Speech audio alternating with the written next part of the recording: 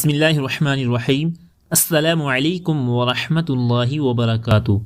کیسے ہو دوستو؟ امید ہے کہ خیریت سے ہوں گے۔ اللہ آپ کو خوش رکھے۔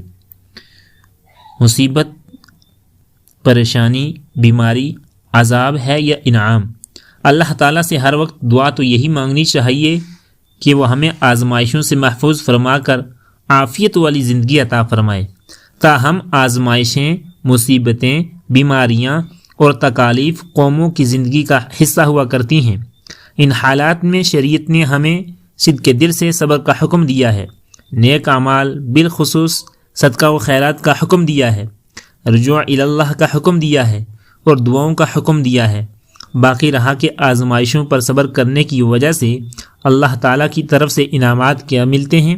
حضرت صہیب رضی اللہ عنہ سے روایت ہے کہ رسول اللہ صلی اللہ علیہ وسلم نے فرمایا، مومن بندے کا معاملہ بہت عجیب ہے، اس کا ہر معاملہ اور ہر حالت خیر ہی خیر ہے، اور یہ اعزاز سوائے اہل ایمان کے کسی اور کے نصیب میں نہیں ہے۔